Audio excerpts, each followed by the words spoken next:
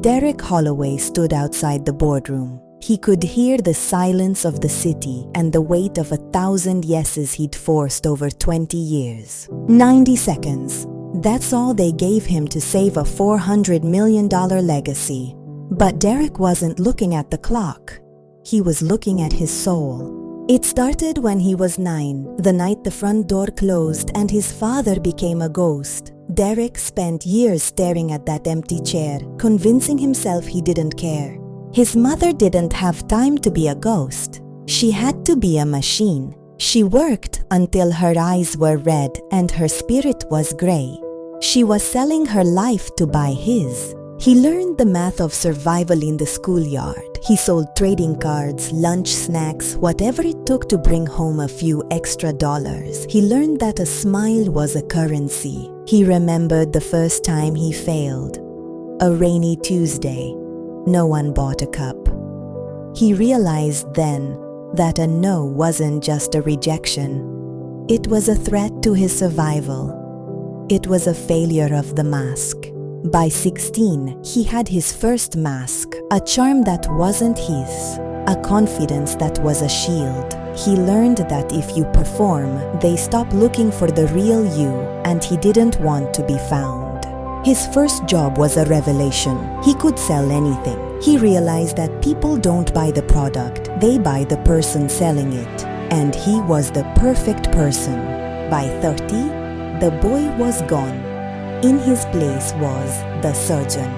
He didn't have conversations. He performed operations. He cut through doubt with surgical precision, convincing everyone, including himself. He rose through Meridian partners like a rocket.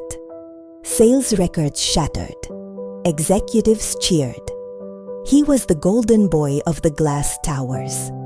But no one actually knew him. Not even Derek. His office was a temple to efficiency. No distractions, no feelings, just the numbers, the quarterly targets, and the next deal. He was the machine he thought his mother wanted him to be. His wife, Elaine, used to ask him, "Who are you, Derek? When the suit comes off, what's left?" He'd just smile and tell her his latest numbers. He didn't know the answer, so he ignored the question. The silence at home became weaponized. They lived in a mansion, but they occupied different planets. Derek was pitching his marriage instead of living it. He was a closer who had closed his own heart. She left on a Tuesday. The same day as his first lemonade failure, she said, "You're the best closer in the world, Derek, but you've closed me out. I'm leaving so I can find a human being again." He stood in his silent house and realized he'd won the world, but lost his home. He tried to feel sad, but he only felt nothing. That was the scariest part. He was a ghost in his own life. Then the crisis hit. Meridian was on the brink of collapse. The CEO told Derek, "If you don't close Vance, we're all out on the street. Do whatever it takes. Lie, cheat, I don't care. Just get the yes." He didn't sleep for 72 hours. He built a pitch designed to exploit every fear Warren Vance had. It was a masterpiece of manipulation. He was ready to win at any cost, even if it meant losing himself. He arrived at Vance Industries. It wasn't glass and chrome. It was brick and oil. It was a place where handshakes still mattered. It felt like a different world. A world he had forgotten existed. He started his pitch, but Warren stopped him before the first slide. "Son, I've heard every pitch in the book. Tell me something real, or get out of my office and don't come back." Derek froze.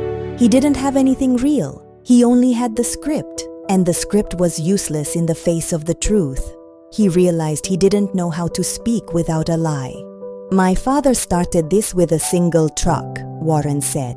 "He didn't sell, he served. You're trying to win, Derek. He was trying to help. One builds an empire, the other builds a cage." I knew your father, Derek. He worked for me 40 years ago. He was a brilliant salesman, and he was the unhappiest man I ever met. He died inside long before he walked out on your mother.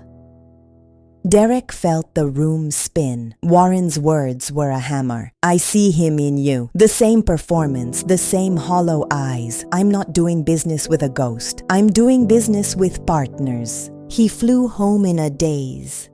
He kept seeing his father's face. He kept seeing Elaine's face. He realized he was becoming the ghost Warren spoke of, a man who didn't exist outside of a transaction. That night, he didn't drink. He didn't work. He just shredded the 73 slides. He decided he was done being a surgeon. He was done being a ghost. He was done pretending he had all the answers. He went to the park. He met an old man who asked him, "What are you hiding from, son?"